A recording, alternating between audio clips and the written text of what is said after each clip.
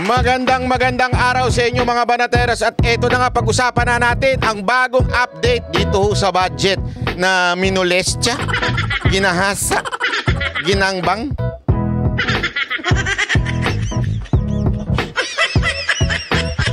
Masakit man pero masagwa man pero yan ang talagang katotohanan na ginawa ho sa ating budget. At yes, pinis na. Bakit pinis na? Umamin na. Umamin na ang chairwoman ng committee. Sabi nga ni Dan Fernandez, committee. Umamin na ang chairwoman ng Committee of Appropriation na may blanco nga. Naku po, panoorin nga natin itong pag-amin kasi nung una, tumatakas-takas pa to eh. Oh. Nung nabuo na yung script, ayun na. Nung nabuo na script, eto na ho. At nakasagot na po siya. Pakingge ha.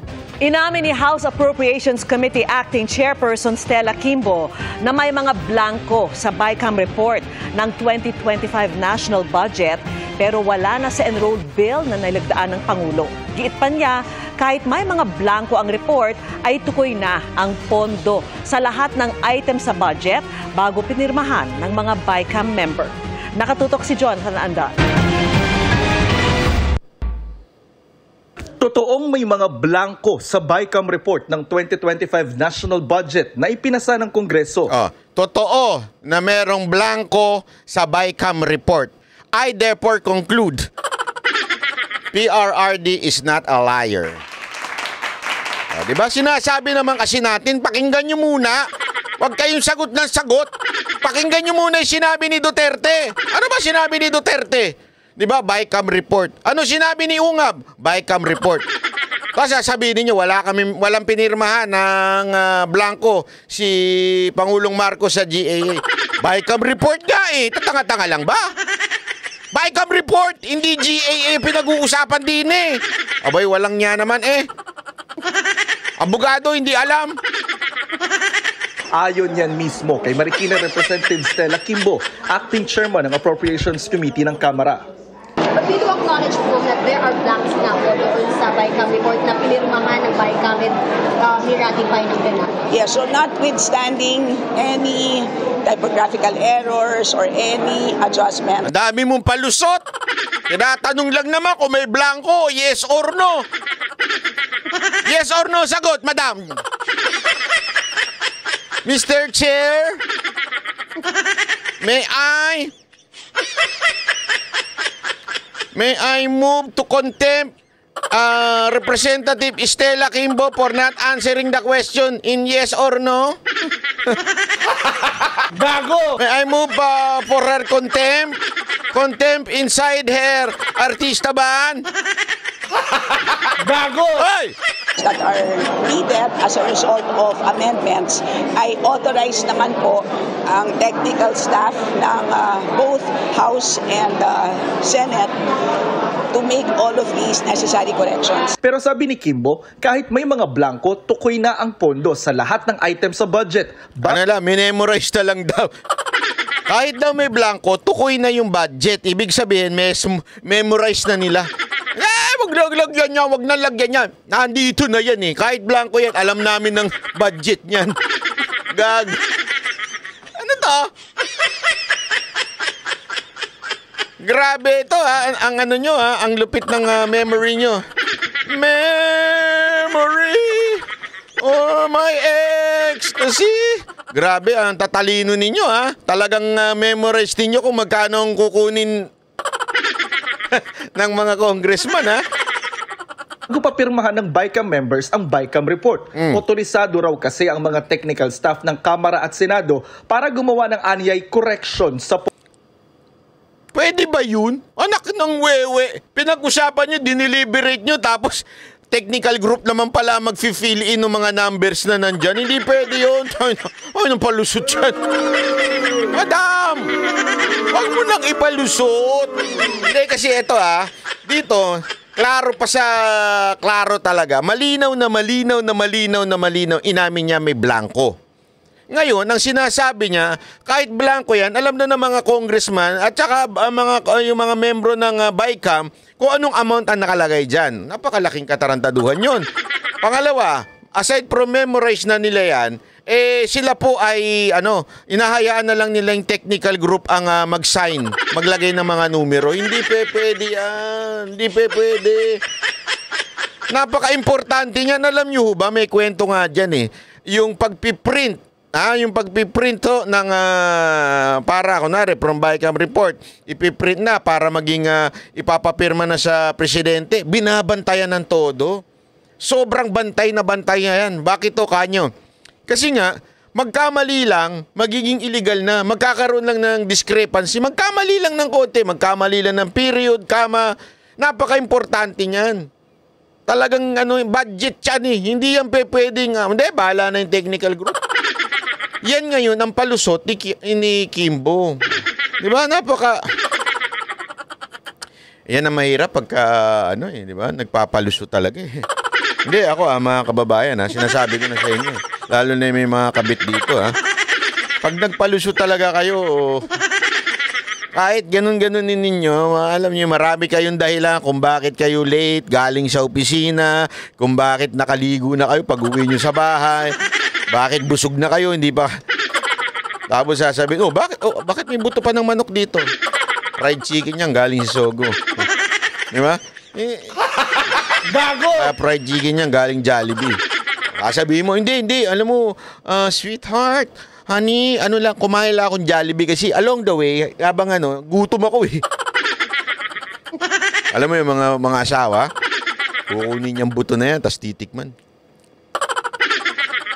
Sogo to Dito mo ako dati dinadala O, di ba? Sogo to kasi nga, ang dami yung palusot. Wala yung palusot. Ito si Kimbo talagang makapalusot. Malupit mahagupit. Batay sa omnibus motion na ito na nasa BICAM report. Lahat po ng naging corrections ng ating technical staff, lahat po yan ay ministerial na lamang. Ibig sabihin, calculator activity na lang po. So, lahat po, wala na po silang discretion dahil lahat po ay decided na po by the BICAM members at the point of signing. Pero tanong ng media kay Kimbo, Considered typographical error daw po yung pag-fill in the blanks ng mga amount. There are some na typographical error. Dahil yung iba doon ay makikita naman Kasi technically sa omnibus motion po, i-allowed yung paglagay ng numbers, kumbaga, dahil lang po siya error, siya mistakes. And there is another omnibus provision doon sa BICAM na in case na magkaiba po ang version ng printed at saka ng BICAM report, ang mag-prevail po is the printed version. sabi ni Kimbo, wala naman ng blanco ang 2025 budget ng maging enrolled bill na ito. Kaya giit niya, it is legal, it is fully enforceable, it is valid. Dahil po ang ating enrolled bill, ibig sabihin po ang General Appropriations Bill na nanggaling po sa Congress ay kompleto. Walang blank. So that's basically the reason for why ang naging basihan ng GAA ay kompleto din. banat ni Kimbo, walang basihan at politika lang ang pagbatikos sa 2025 budget. Walang basihan, sinabi mo na nga, blanco. Ito talaga si ate. Ate! Huwag ganun.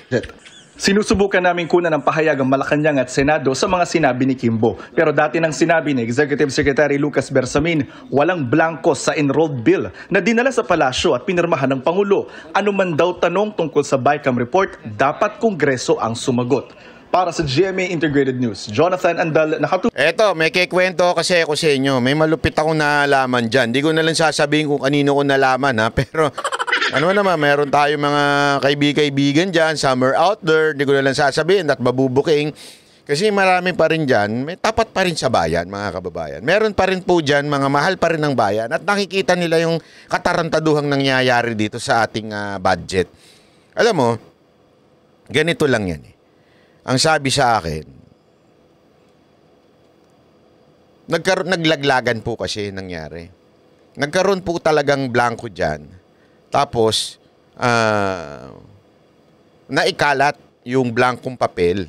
'Di ba? Hindi lang po si Ungab ang nakakuha niyan, kung hindi pati yung iba pang mga congressman, o kahit nga yung isang news reporter na mula sa UNTV, although deleted na daw, di umano yung video na yun. Ba't ko kaya dinilit yun? UNTV, nagtatanong lang ako, bakit nyo dinilit yun? Hindi, kasi doon sa video na yun, sinabi ng taga UNTV reporter na nabigyan sila blanco din. Tapos, ganito nangyari. Lumabas daw yung video ni Pangulong Duterte at saka ni Ugab. Nagkagulatan. So meron daw tumawag mula doon sa kataas-taasan, papunta doon sa kataas-taasan. Bakit ganito to? Ano nangyayari dito? Bakit ganito? Mapapahamak ang aming boss dito. Sabi naman ng isang kataas-taasan. Hindi, kasi ano, di ba, may ano na tayo, meron ng parang arrangement. Ano na ito? Alam niyo na yan. Ano ba, paano? Huwag niyo nang pakialaman to. Yun ang sabi. Parang, medyo nabalitaan daw ni kataas-taasan. Medyo, nagkaroon daw ng parang kiskisan, ika nga, ng, nagpataasan ng ihe, na parang, dali. Kahit ano pa rin, ako pa rin ang ano dito. Ganun nangyari, di ba? Tapos, ganun pala. Kaya nga nung una, bati kasi, tinanong sila ano sinabi, sinungaling si Duterte. Pero nung they further investigated yung nangyari, at nun nga, napag-alaman nila, totoo pala yung blanco. Siyempre, pataasan ng iyan, hindi naman yan magpapakahambol at sasabihin, pasensya na, mali ang sagot ko, mali ang sinabi namin na nagsinungaling si Duterte. Hindi niya gaganunin yun. So biglang kumabig. Pero dun sa pagkabig na yun, parang sinasabi niya, managot kayo dito. Sinong dapat managot sa inyo? So sabi naman nung kabilang kampo, nung kataas-taasan, ganun ba? O sige, may tatanggalin na lang ako. Tanggalin na lang namin siya ganito para siya ang maano na nasisi. So, yun ang balita ko. Nilaglag daw yung isa. Alam naman natin, di ba? Nilaglag na ho yung isa. So, paglaglag nung isa, laglag na. So akala naman medyo gaganon na yung issue na kasi nalaglag na yung isa, di ba? Gaganon na yung issue. Kaya nga nung tinatanong yung iba diyan, yung mga congressman, tumatakbo kasi hindi pa nila alam yung kwentuhan ng dalawang kampo. Hindi nila alam kung ano setup, ano ba mangyayari, bakit ba? So paano na to? Ano na ang setup natin? Nahuli kayo. Hindi niya alam. So, takbo muna siya. Ito, papakita ko lang sa inyo kung paano nagkatakbuhan. Ito. Literal, nagtakbuhan Sinampahan ng ethics complaint. Hindi pala. Iba. Ito. Chotomate. Ito. Yan. Ayan, nagkatakbuhan dyan mga kababayan. Papakita ko lang sa inyo para mas maintindihan mo natin kung ano ho nangyayari dito. Kasi malupit ho ito. Ito dapat hindi natin na tatanggalan ng tingin kasi pag ito maano lang natin ng konti, ang daming diversion na ginagawa nila. Ang diversion nila yung kay Mabilog, marami pa silang diversion, yung papatawag ng mga vloggers, marami yung ICC, lahat yan diversion yan dito sa budget na to. Etong bulilyaso, ito yung pangwawalang niya nila sa budget. Kaya sila naggumagawa ng kung ano-anong issue. Kaya tayo mga kababayan, focus tayo. Focus tayo dito sa kawalang niyan, panggagahasa ng budget natin. Resista sa issue tungkol sa manoy blankong item sa BICAM report ng 2025 national budget. Pati ang palasyo naghugas kamay. Nasa frontline balitang yan si Marian Enriquez. Ayan na! Kahit di lang, ma'am, Oy! Huwag kang tumakbo! Oy! Bibig ng mga kongresistang bahagi ng BICAM si artista ba? Oy, huwag kang tumakbo! Ito naman, si tagapagharang. Ng 2025. Tagapagharang! Sinubukan Uy, artista ba, no? Sino ba gumawa niyan? Si Koba yan? Ang pangalan, no? Atay ko? Tanungin si Acting House Atay Custom ba yan? Committee on Appropriations Chairperson Stella Magaling kasing gumawa yun, si Atay Custom Kimbo tungkol dito. Pero Nagmamadali lang. Sorry. Magmamadali? Yeah. Bakit?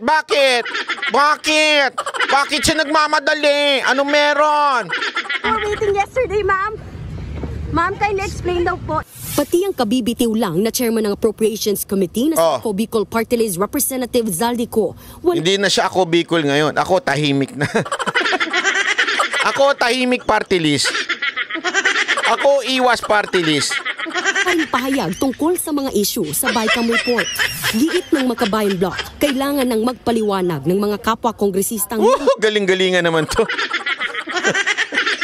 Anak ng wewe. Kala mo talaga may nakikinig sa'yo, no? Alam mo, madam, dapat ang itawag sa'yo kagulang-gulang. Hindi kagalang-galang. Diba?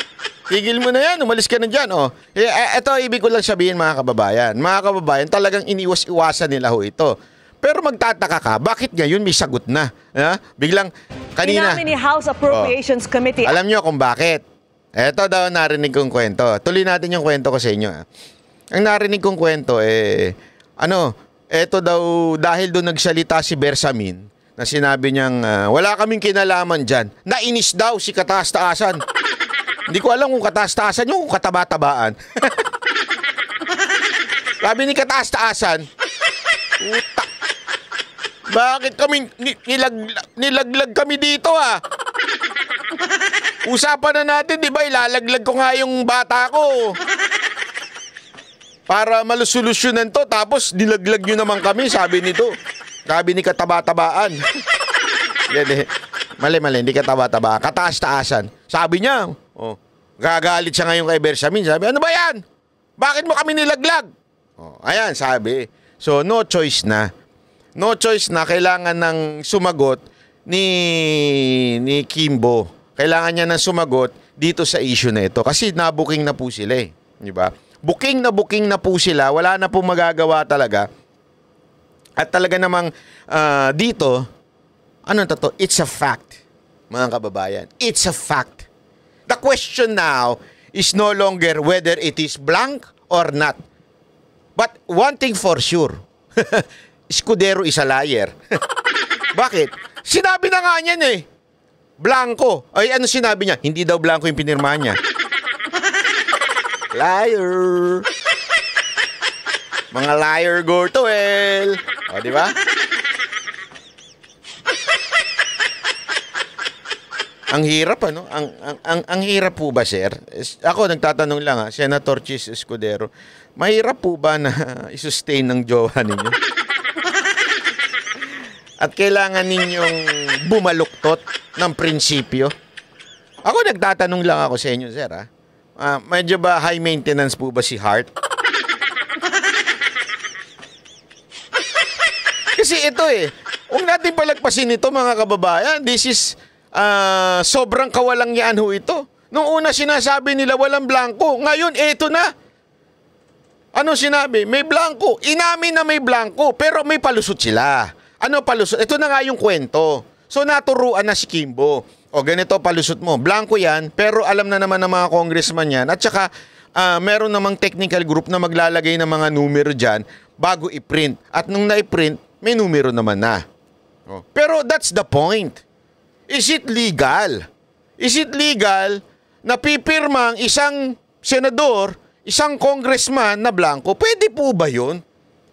Hindi na natin pwedeng itanggi. Aminado na ho Hindi ho natin pwede itong itanggi dahil aminado na ang mga congressman.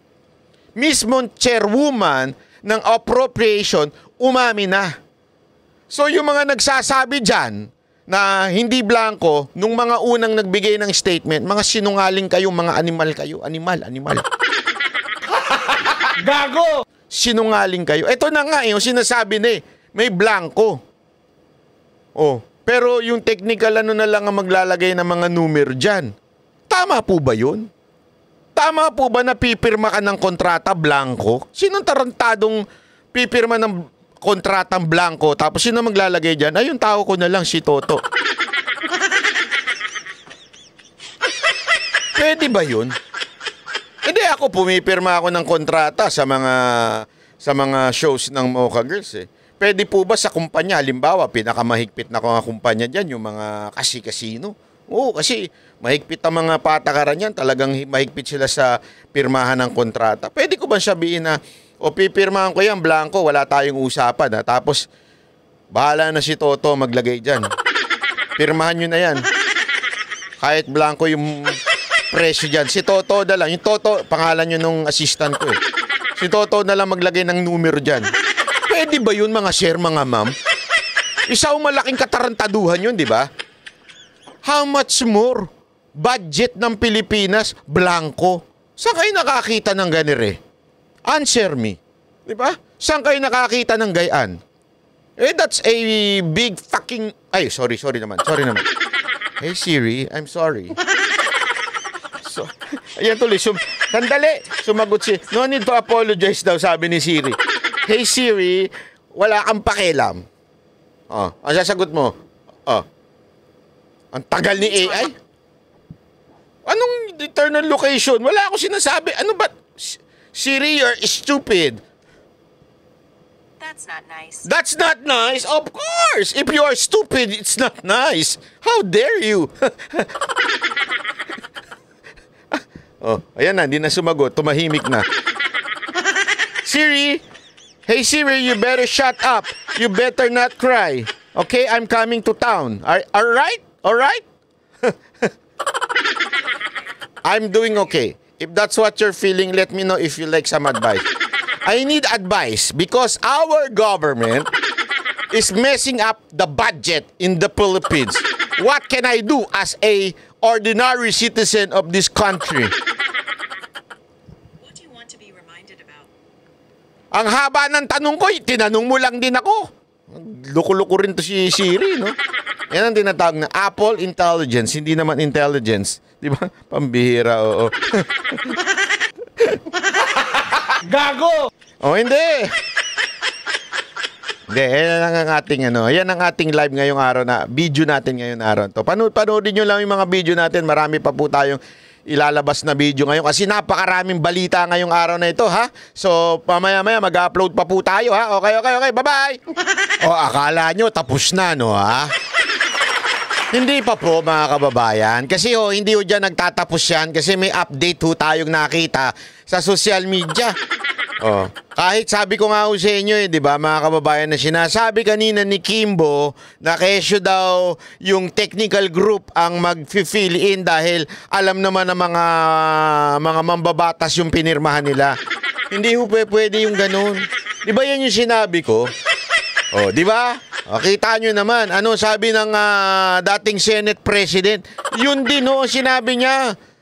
Kinukumpirma lang po, mga kababayan, na hindi ho pwedeng ganun. Isang malaking katarantaduhan yung sasabihin mo, iiwan na namin, alam na namin yan, kaya blanco na yan. Ay nako, Miss Kimbo.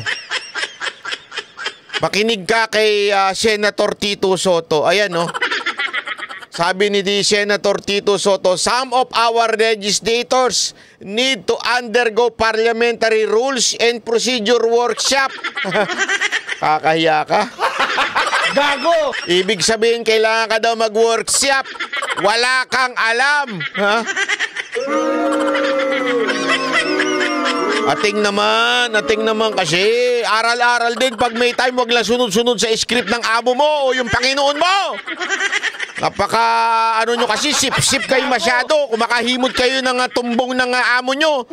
Kahit sasabihin nyo na, hindi nyo inaaral. Mantakin mo sabihin niya na technical group na bahala mag-fill in the blank. Ay, gaguhan naman yan Ate, aral naman minsan. Sayang naman yung pinapasahod namin sa'yo na pinambibili mo ng mga signature mo dyan. Na relo, na bag, mga sapatos. Sayang naman yung binabayad namin sa'yo. Bayaran ka ng taong bayad, tas ganyan ang utak mo, utak biya. Tapos pag punayin namin kayo, magagalit kayo sa amin, bakit namin kayo pinupunay? Ano magagawa namin kung tatanga-tanga ko talaga kayo Hindi pasensya na, pero yan ang katotohanan. Mantakin mo, ang simple-simple niyan Ang simple-simple lang po niyan, madam, hindi nyo alam.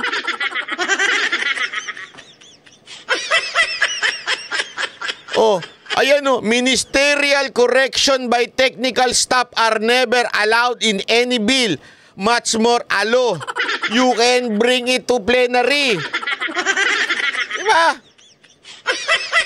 Sabi ko na ito aminin ko sa inyo wala po akong dyan, wala po akong kaalaman sa mambabatas. Pero, madam, parang mas may alam pa ako kaysa sa inyo. Magpalit na lang kaya tayo, kayo na lang ang maging vlogger. Malaki rin naman ang kita sa pagbablog. Baka kabili ka po rin ng mga signature Ako nga, nakabili ako ng Lacoste. Hindi ko ito binili. Binigay po ni Boss Dada to. Hindi kasi ako nga hindi ako congressman. Kanina, alam ko na yan.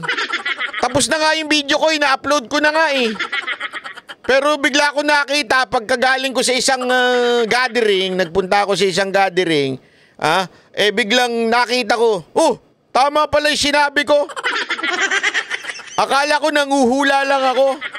Tama pala yung sinabi ko, bawal talaga ang technical group. Ba't di alam nitong congressman na ito? Ano ba ito? Tanga ba ito? Ba't di niya alam? Tapos magagalit kayo pag sinabihan kayong tanga. Hindi ko kayo sinasabihan ng tanga. Ang sinabi ko, wag po kayong tatanga-tanga. Magkaiba po yun. Wala kang alam, madam Nakakaya ka, congresswoman ka pa man din. Diba? Tapos magagalit kayo sa amin, ano niya, iimbitahan niya for hearing for fake news. So, ibig po ba sabihin, fake news si dating Senate President Tito Soto? Na bawal ang technical group ang maglalagay ng sulat-sulat dyan. Yung palusot kasi nito Hindi sorry po madam I'm not against you. Siguro naman may utak kayo sa ibang bahagi ng buhay ninyo. Pero pagdating sa batas, wala po kayong alam. You cannot. You have to bring it back to the plenary. Sabi nga dito ministerial correction by technical staff ay never allowed in any bill. Sa kahit anong bill. Hindi pwede nga mag-fill up yung technical group lang o technical staff. Sabi niya, much more alo. Lalong-lalo na sa batas, hindi pwede na mag-fill up ang mga technical group. Alam mo, meron niyang biro dyan Narinig ko. Saan ko ba narinig ito? Kanino ko narinig ito? Correct me if I'm wrong Sana, hindi ko nahulaan ko kanino. Basta may narinig ako Sabi, si Chis Escudero daw, sabi, hindi ako dito hindi ako confirm dito. Kaya lang narinig ko lang ito. Sabi doon sa si Chis Escudero daw pina-check daw niya sa tao niya, kaya nagtiwala na lang siya doon sa tao niya, kaya niya pinirmahan. May narinig ako tuloy na komento, sabi, anak ka pala ng weteng. Di Chis Escudero, ikaw na lang yung mag-stop at yung stop mo na lang ang gawin nating senador. Kasi mas may tiyaga pa yung stop mo na i-double check. Napakinggan ko lang naman yung komento lang naman As in stop, S-T-A-F-F. Dan Fernandez, ko ba yan? Hindi, totoo, di ba? Sinasabi nga na gano'n, na parang ganyan. Ako, gano'n din nasasabihin ko dito kay Stella Kimbo. Kung wala kang alam, mag-resign ka na lang, magpalit na lang tayo. Bili na lang ako ng tirahan dyan sa bahay dyan sa Marikina. Tapos, ako na lang ang tumakbo dyan. Sa totoo lang, mas alam ko pa Hindi naman siya nang pero ako, kasi matik naman yun. I mean, siguro naman kahit sinong Pilipino, common sense yun mga kababayan. Pipirma ka ng kontrata pa lang, hindi pa batas yan usaping kontrata laang. Ibig sabihin, pakikipagkasunduan sa kadil mo. Di ba? Sa kontrata pa lang Hindi naman pwedeng pipirma ako, pipirma yung producer ng blanco. Tapos sasabihin na lang namin, napirma na natin. Bahala na yung ating assistant na mag-fill in the blanks. Hindi pwede yung gayon. Sabi nga di ba? Much more a law. Di ba? How much more? Batas yan. Hindi lang ho yan batas, hindi lang ho yan. Hindi ko naman sinasabing yung ibang batas, simple lang ha. Hindi lang ho yan batas-batas yan. Yan po ay isang magastos na batas. Bakit kanyo? Hindi ho usapin ng milyon to. Hindi ho usapin ng bilyon to. Ito'y usapin ng trilyon. Ganong kalaki ang usapan dito. At higit sa lahat, hindi nyo pera ito. Naintindihan mo, madam? Naintindihan mo ba yung sinasabi ko? Hindi mo pera to. Hindi mo pera to para sabihing technical staff na lang ang maglalagay ng magpipil in the blanks dyan. Pera to ng taong bayan. Galing ito sa bulsa namin. Ewan ko nga kung nagbabayad kayo ng tamang tax. Ako nagtatanong lang ha. Pero kami, wala kaming choice. Bakit? Wala kami sa kapangyarihan eh. Wala kami sa posisyon. So kailangan namin magbayad ng tamang tax. Hindi ko sinasabing yung mga nasa posisyon hindi nagbabayad ng tax ha. Marami lang. Gago! So sa madaling salita, madam, this is not your money. So therefore, kailangan yung bantayan ng maigi. Hindi pa pwede iiwan nyo na laang ng blanco. Kaya, alam mo, dyan sa bungangamong yan, nahuli talaga. Nahuli talaga na may tunay na kagaguhang nangyari dito sa budget. Mga kababayan, whether you are yellow, pink, loyalista, Duterte, o kung ano-ano mga kulay, ano na ho ito? This is a close issue. Anong ibig sabihin ng close issue? Meaning, pagbalik-baliktarin mo, blanco ang pinasang and BICAM report. Yung pinirmahan ng mga putang inang mambabatas natin ay blanco. Yung ibang bahagi. Pasensya na ha.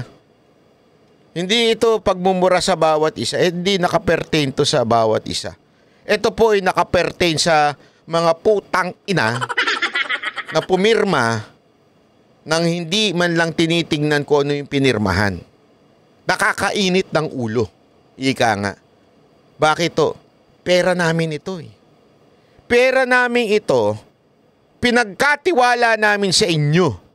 Kasi binoto ng mamamayan kayo eh. Para siguraduhin na tama ang paggastos ng pera namin.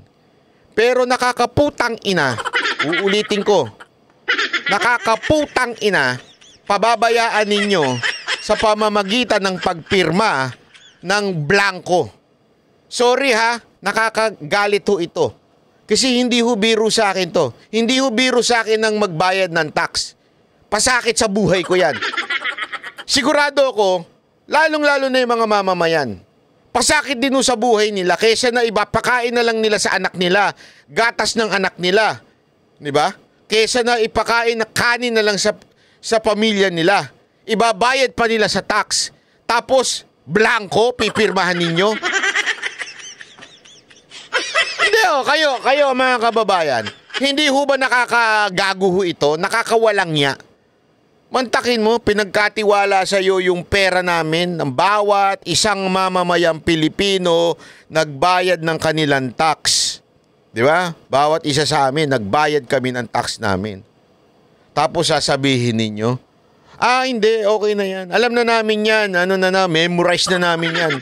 Ang technical staff na lang ang bahala mag-fill in the blanks. Mahal niyo po ba trabaho ninyo? Ako nagtatanong lang ako. Hindi ko po kayo minumura ha. Hindi po. Yun po ay aking expression lamang. Hindi po yun pagmumura at nakapertain sa mga congressman. Hindi po. Ilinawin ko lamang po. Yun ay aking expression lamang ng frustration. Na grabe ho ang pasakit sa aming mamamayan na magbayad ng tax tapos pababayaan laang ng ganyan. Hindi ho tama yun, sir, ma'am. Sana ho wag ganyan. Kasi ho, hindi ho tama. Masakit sa amin. Masakit po sa bawat Pilipino. Na malaman yan na pinabayaan ang ating pera, pinabayaang blanco at hinayaan lang natin ang iilan.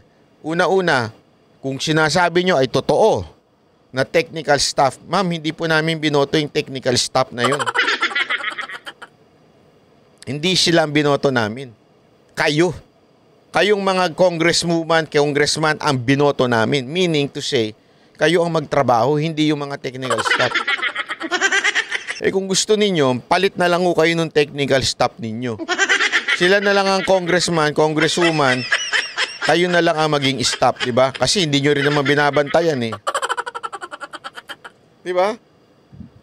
Ano madam, busy ka sa kaka-shopping? Gago! Hindi, busy po ba kayo kaka-shopping? At hindi nyo mababantayan, dapat kaya yung technical staff lang nagbantay. Ako naniniwala, hindi naman po siguro ganun, di ba? Ako naniniwala kaya nangyari ang ganyan, dahil po sa, yan ang script, para mapalusot yung booking na blankong BICAM report. Booking na po ito eh.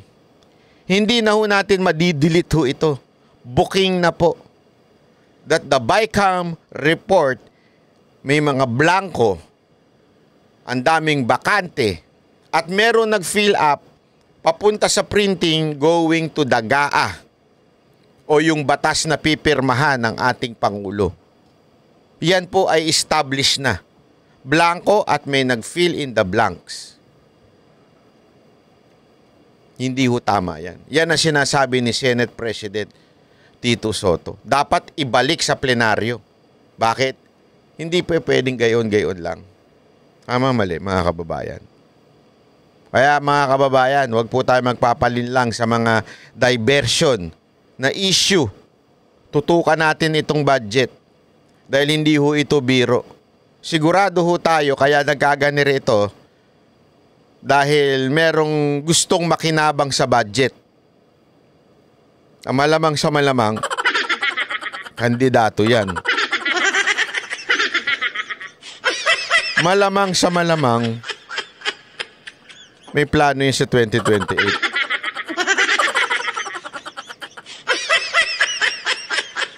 Kaya wag ho tayong papayag mga kababayan ha, na hindi ho ito bantayan. Okay?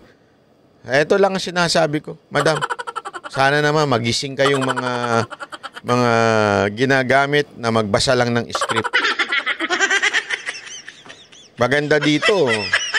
Manawagan na tayo. Zaldi ko, kung ako sa'yo, magsalita ka na. Hindi, ako kung ano talaga ang tunay nangyari. Magsalita ka na. Susuportahan ka ng, ako sabi ko sa'yo, susuportahan ka ng tambayan pag sabihin mo yung totoo. Anyway, nilaglag ka naman, di umano eh. Sabi sa akin, kwento lang sa akin yan. Nilaglag ka naman eh. Bakit hindi yung pailaglag yung talagang mga nangyari dyan? Susuportahan ka ng taong bayan. Sigurado ako, pag nilaglag mo yung boss mo, kung sino man na nag-uuto sa'yo, oo, sigurado ako. Kaya nga, Zaldi ko, nananawagan ako sa'yo. Pagkakataon mo na maging bayani ito. Diba? Kung totoo man, yung narinig ko na nilaglag ka lang. So, pagkakataon mo na ito. Okay? So, mga kababayan, sana po, yung mga nanonood dito, magpalo-palo kayo dyan. Palo-paluin nyo.